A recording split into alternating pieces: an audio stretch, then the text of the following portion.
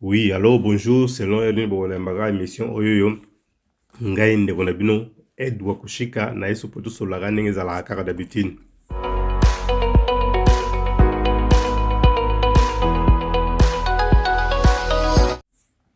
Bon, lelo na ye mpena poto solola concernant ba situation ezoleka na banzela na bandeko na biso baovoyage kaka kouta baafrike ti kokoma na bamboka wa poto. En tout cas,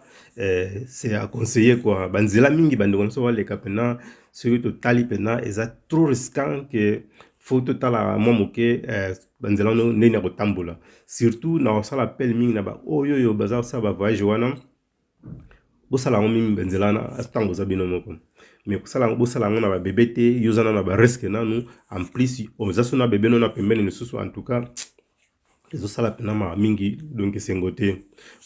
Nazalaki dernièrement na pai moko boye pai mo basista social moko centre moko social boye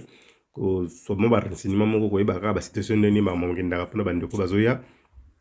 mais bakao nakutamaki na nkuna bandeko namona ye kuna bon epesa nga mawa mingi. Komona ndeko mwasi moko azalaki wana ye moko aza na badifficulté azopase ta na ye nano ozomona situation naki na difficile, mais na côté susu omona azalaki na mwana bébé en plus lisusu na zemi moko munene kotindika poussette ye moko kaka, donc esalaki mawa mingi na mitunaki sikoyo mobali papa ya bana oyo azali wapi, est-ce que bakaskade nyonso azosalaka aza kaka ye moko moto abotaki kaka abongi kaka boye ou bien aza quelque part. Donc yango na conseil mingi en tout cas na bandeko na biso toyebi que vie eza difficile, banzela ya voyage comment pena, donc pas facile, mais même bongo en tout cas tant zo risquer ba vie tolinga te su bana totyaka bana ba risque wana ya minene ozomona.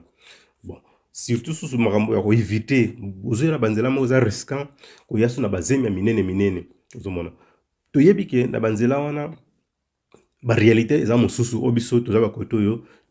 tovivraka yango te, tokopesa baide tokoloba boye miso koloba non réalité ya banzela wana boyebi yango te, ozopesa kaka ozolobaloba fala to anse mashkomo, mais ezala ndenge wana. Donc na bandeko na ngai tokolobaka toujours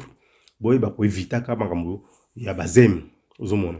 Tango posa nzoto ye toyebi ke basituation mosusu eyaka baplace wana keno basi baza place mona mibali bosangani koma na bata moko boye na manque de conditions omona mwasi okosede parce que mobali moko aza wana asunga yo, par contre akosengo service ke yango wana suka na ndenge epeselaka wana, mais toyebaka quand même kose protéger ozomona. Baprotection ezali yo mpe mobali okendeka ta basentiment ngulungulu omoni mibali ebele baa na basfri wana kayebi ke zemi ngai kotaka te mpa na ngai ya kozwa zemi wana etali ye azokomitia ne société ke na motu keno oyo arrive après quoi. Mais basi en tout cas bozalaka mingi prudent ozomona, bozalaka prudente po c'est bino moto bomema bacharge wana ozomona, bino moto bomema bamokumba wana okutana tanso na mobali mosu aventurier atie ozemi atikili yo charge moko boye yake banzela na ye lobi vinom te ozala en danger ou bien vinom te a danger ozomona. Donc ezosala mawa botika pena boevite bozala na mwa sagesse moko boye ozomona. Botango ozokende voyage pa yo moko oza na stabilité moko ya bien te kolinga te bana kobakisa so bacharge ebele na banzela eza bien mingi te ozomona. Toevite soko komi place ozokende otali position ya vie oza na yango wana okobakisa makambo mosusu na likolo na yango, mais kozala te ke nano okomi te na destination obandi deja makambo ebele na nzela po parce que sentiment moko eyaki orefléchir susu te après